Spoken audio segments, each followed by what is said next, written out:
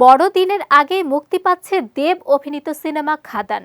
ছবির প্রচারে পুরো পশ্চিমবঙ্গ বাস নিয়ে ঘুরছেন দেব। কিন্তু এর মধ্যে কি এমন ঘটল যে তিনি তার ভক্তের কাছে ক্ষমা চাইলেন? ৮ ডিসেম্বর রাজ্যের মধ্যম গ্রামে গিয়েছিলেন দেব। তাকে দেখতে শুরু হয় বিপুল জনসমাগম। সেখানে গিয়ে ৪ থেকে ৫ ঘন্টা দাঁড়িয়েছিলেন কেউ কেউ। ভিড়ের কারণে অনেকে দেবের দেখাও পাননি। প্রিয় নায়ককে দেখতে না পেরে অনেক ভক্ত অভিমান নিয়ে বাড়ি ফিরেছেন। এ জনসমাগমের ছবি ও ভিডিও সোশ্যাল মিডিয়ায় শেয়ার করেন মোহনা নামের এক ভক্ত।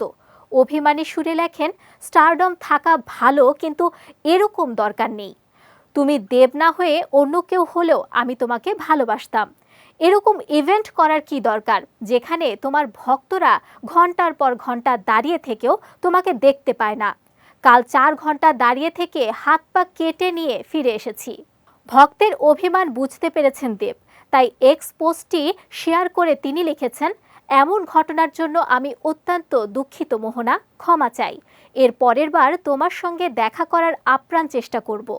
২০২৪-এর শুরুতেই খাদানের প্রথম ঝলক প্রকাশ করেছিলেন দেব। ছবি মুক্তি পেতে যাচ্ছে ২০ ডিসেম্বর।